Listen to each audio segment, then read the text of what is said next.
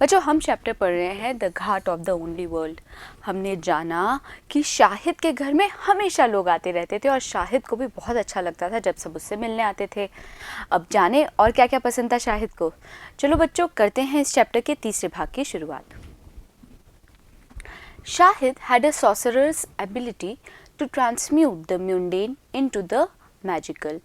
तो शाहिद के अंदर एक सॉसरर की, एक जादूगर की क्या थी, एबिलिटी थी, क्षमता थी कि वो ट्रांसम्यूट कर सकता था, बदल सकता था, परिवर्तित कर सकता था किसी भी म्यूंडेन चीज़ को, किसी भी नीरस या साधारण चीज़ को मैजिकल चीज़ में, जादुई चीज़ में। Once I accompanied Iqbal, his brother, and Hina, his sister, on a trip to fetch him home from hospital। तो लेखक बता रहा है कि एक बार मैं साथ गया इकबाल जो कि शाहिद का भाई था और हिना जो कि शाहिद की बहन थी। और कहाँ गया मैं इन दोनों के साथ में? मैं गया एक trip to fetch him home from hospital, यानी कि मैं गया इन दोनों के साथ हॉस्पिटल शाहिद को वापस लाने के लिए। दिस वॉज ऑन 21 मई। और ये घटना कब की है बच्चों? ये है 21 मई की। By that time he had already been through several unsuccessful operations। इस समय तक शाहिद पहले से ही कई अनसक्सेसफुल ऑपरेशन से, कई असफल ऑपरेशन से गुजर चुका था, यानी कि शाहिद के बहुत सारे ऑपरेशन हुए थे और वो कैसे थे? वो सब असफल हुए। Now he was back in hospital to undergo a surgical procedure। और अब वो वापस हॉस्पिटल पहुंच गया था क्योंकि वो गुजरने वाला था एक और शल्य प्रक्रिया से। That was intended to relieve the pressure on his brain। अब उस प्रक्रिया का प्रयोजन क्या था? उस प्रक्रिया का प्रयोजन ये था कि जो दबाव पड़ रहा था शाहिद के ब्रेन पे वो थोड़ा कम किया जा सके। तो बच्चों यहाँ पे हम देख लेते हैं कौन कौन से हमने वर्ड्स पढ़े हैं और उनके मीनिंग्स। देखिए सबसे पहला है सॉर्सरर्स। सॉर्सरर्स मतलब जादूगर। एबिलिटी यानी कि क्षमता। ट्रांसम्यूट यानी कि बदल देना। म्यूंडेन मतलब साधारण या फिर नीरस। मैजिकल यानी जादुई। अकम्पनीड मतलब के साथ। ट्रिप मतलब यात्रा। फेच यानी कि लाना। ऑलरेडी मतलब पहले से। सेवरल यानी कि कई। अनसक्सेसफुल यानी कि असफल। अंडरगो यानी कि गुजरना। सर्जिकल यानी शल्य। प्रोसीजर मतलब प्रक्रिया और इंटेंडेड मतलब प्रयोजन था। His head was shaved and the shape of the tumor was visible upon his bare scalp।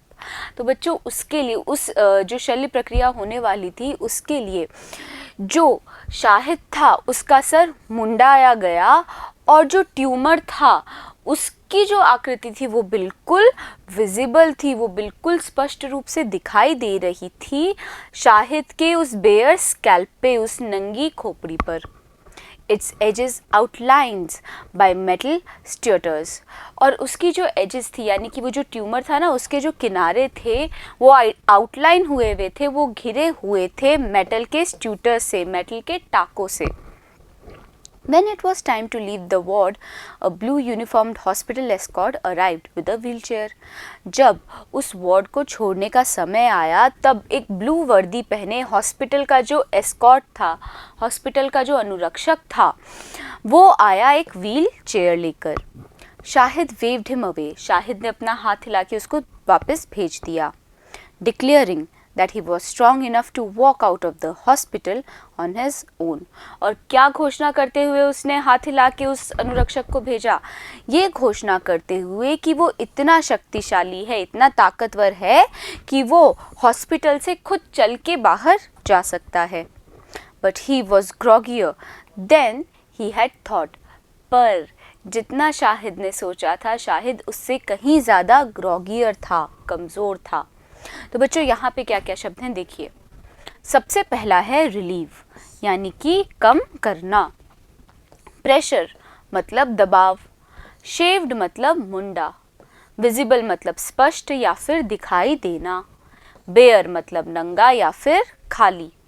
Scalp मतलब खोपड़ी। एजेस यानी कि किनारा। आउटलाइंस मतलब घेरा, स्टटर्स मतलब टाँका, एस्कॉर्ट यानी कि अनुरक्षक, डिक्लेयरिंग मतलब घोषणा करते हुए, ग्रॉगियर मतलब कमजोर,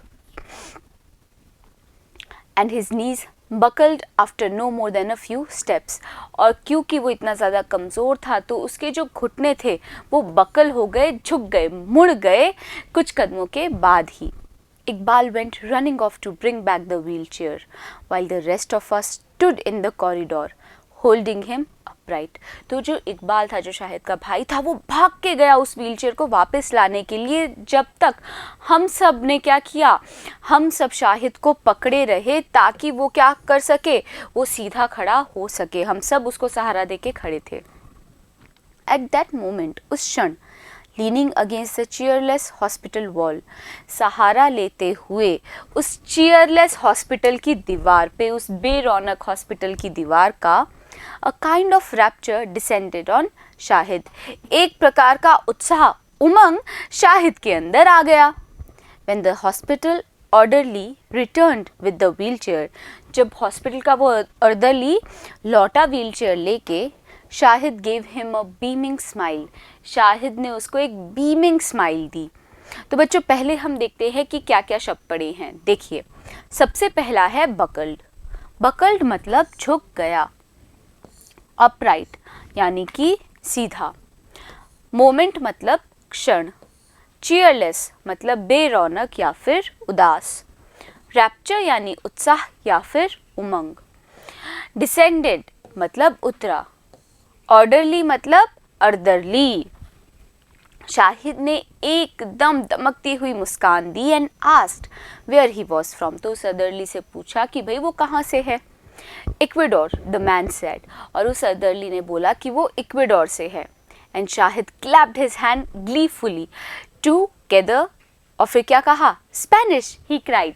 तो शाहिद ने अपने हाथों से तालियां बजाई ग्लीफुली, प्रसन्नता पूर्वक, और फिर वो बोला Spanish at the top of his voice, अपनी आवाज़ से, मतलब ऐसी आवाज़ से जो बहुत ज़्यादा ज़ोर से थी.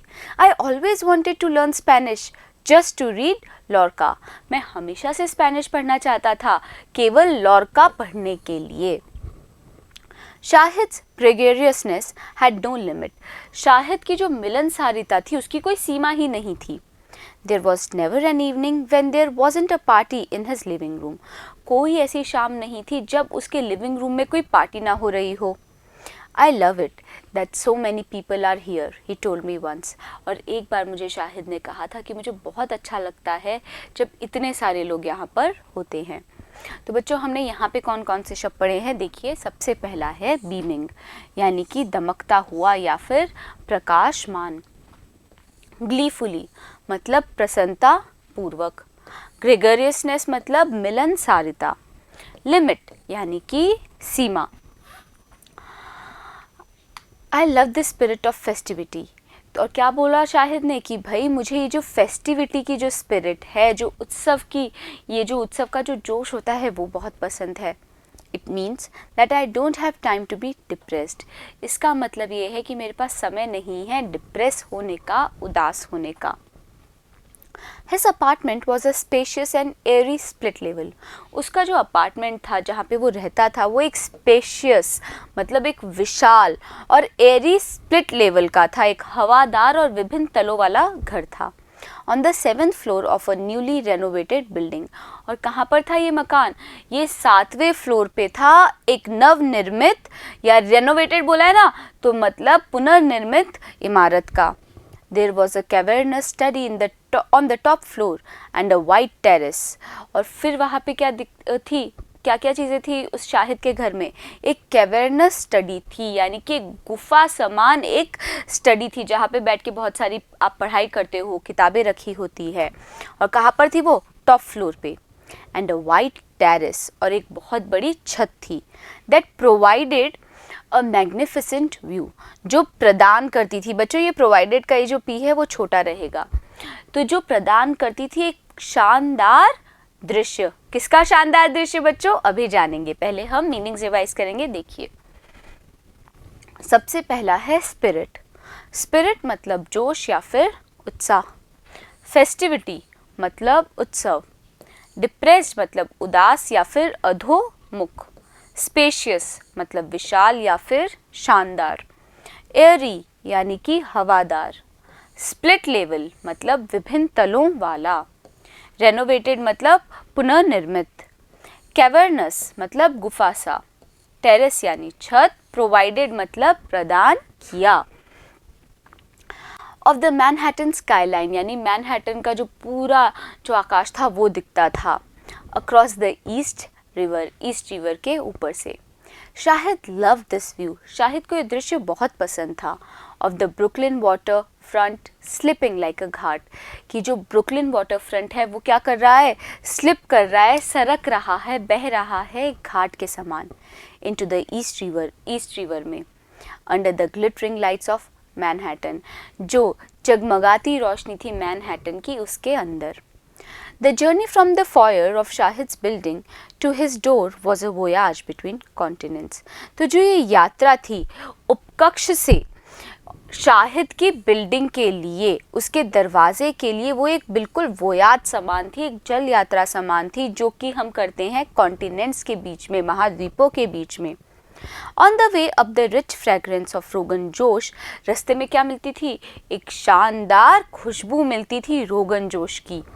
And hawk would invade the dour grey interior of the elevator, और रोगन जोश और हाक की जो खुशबू थी, बहुत अच्छी सुगंध थी, वो इन्वेड करती थी, घुसपैठ करती थी उस उदास ग्रे इंटीरियर में एलिवेटर के। एलिवेटर क्या होती है बच्चों, लिफ्ट है ना, तो लिफ्ट से ही वो खुशबू आने लगती थी रोगन जोश की और हाक की। तो बच्चों यहाँ पे क्या क्या मीनिंग्स हैं देखिए। सबसे पहला है मैग्निफिसेंट मतलब शानदार, स्लिपिंग मतलब सरकता हुआ, ग्लिटरिंग यानी जगमगाता, जर्नी मतलब यात्रा, फिर है फॉयर मतलब उपकक्ष या फिर मनोरंजन शाला, वोयाज यानी जल यात्रा, कॉन्टिनेंट्स मतलब महाद्वीप, फ्रेग्रेंस यानी कि सुगंध। Against the background of the songs and voices that were always echoing out of his apartment, और फिर साथ में क्या क्या आती थी, बहुत सारी गानों की और आवाज़ों की जो हमें ध्वनि थी वो सुनाई देती थी, जो हमेशा इको करती थी, गूंज करती थी उसके अपार्टमेंट के बाहर।